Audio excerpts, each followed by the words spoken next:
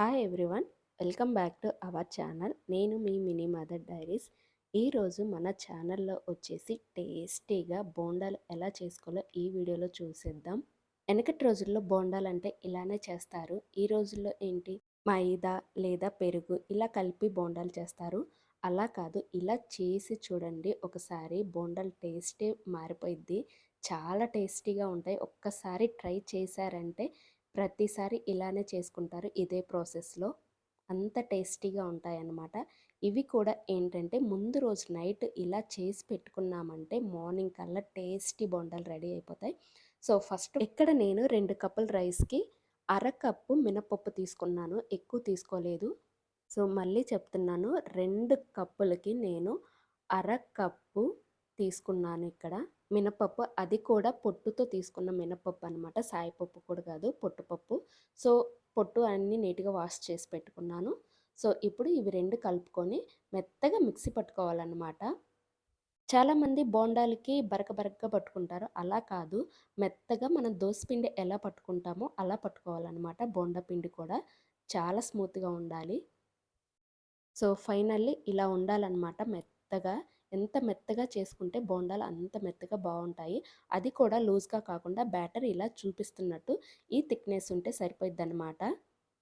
So ఇప్పుడు ఈ పిండిని వేరే గిన్నెలోకి ట్రాన్స్ఫర్ చేసుకోండి. మిగతా పప్పును కూడా అంతే, ఇలా సేమ్ ఇంతే గట్టిగా వేసుకోవాలన్నమాట. మరీ జారుగా వేసుకుంటే ఏంటంటే బోండాలు రావు, దోసపిండిలా అయిపోయింది. సో అందుకని ఇలా గట్టిగా వేసుకోండి. పిండి ఇలా గట్టిగా పట్టుకున్న తర్వాత మొత్తాన్ని గిన్నెలో వేసుకొని ఒకసారి ఇలా కలుపుకోండి గరిటెతో కానీ స్పూన్తో కానీ. ఇప్పుడు మెయిన్ ప్రాసెస్ అనమాట ఇది. ముందు రోజు నైటే చేసి పెట్టుకోవాలి. పిండి పట్టుకున్నప్పుడే ఇవి కూడా పిండిలోనే వేసుకోవాలి. ఏమేంటో చూడండి: కొత్తిమీర, పచ్చిమిర్చి, కరివేపాకు, జీలకర్ర, ఆనియన్స్.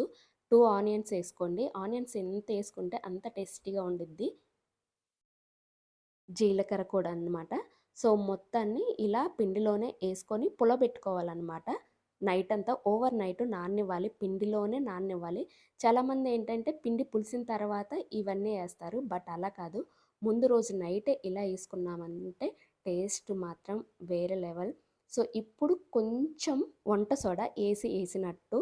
సో నెక్స్ట్ పిండిలోకి రుచికి సరిపడా ఉప్పు వేసుకొని ఒకసారి పిండి మొత్తాన్ని ఇలా ఒకసారి కలుపుకోండి.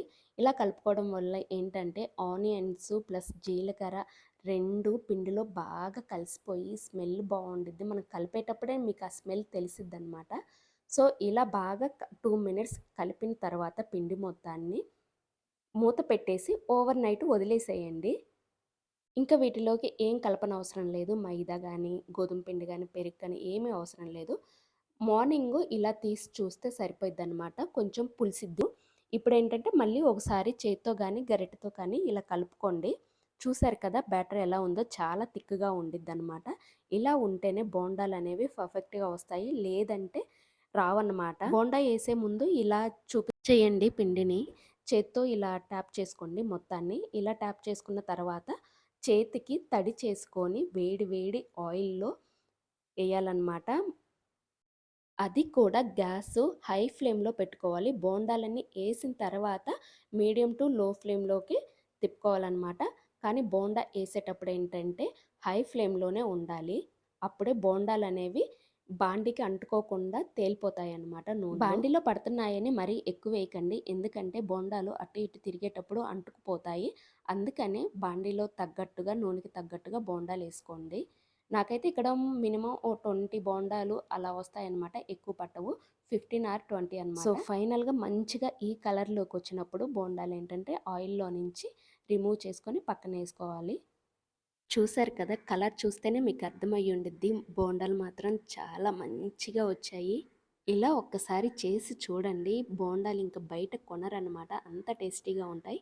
ఇంకా మిగిలిన పిండి కూడా ఇలానే వేసుకోండి. ఇప్పుడు ఈ బోండాల్లోకి ఈ చట్నీతో తింటే బోండాల టేస్టే ఇంకా పెరిగిపోయింది అనమాట. సో ఇంట్లో పచ్చి కొబ్బరి ఉంటే అరకప్పు పచ్చి కొబ్బరి, అరకప్పు నువ్వులు, 2, 3 పచ్చిమిర్చి అది స్పైసీని బట్టి. ఇప్పుడు కొంచెం రుచికి సరిపడా సాల్ట్ ఏసేసి మెత్తగా పేస్ట్ లాగా పట్టుకోండి చట్నీని. ఇలా పట్టుకున్న తర్వాత దీనికి పోపు అవసరం లేదనమాట.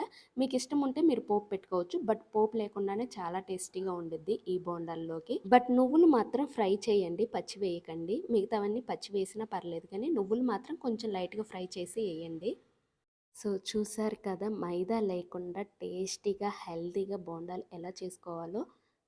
మా సైడ్ అయితే బోండాలు ఇలా ఆనియను ప్లస్ బోండా చట్నీ 3 కాంబినేషన్‌తో తింటాము. చాలా అంటే చాలా టేస్టీగా ఉండిద్ది. ఒకసారి మీరు ట్రై చేయండి.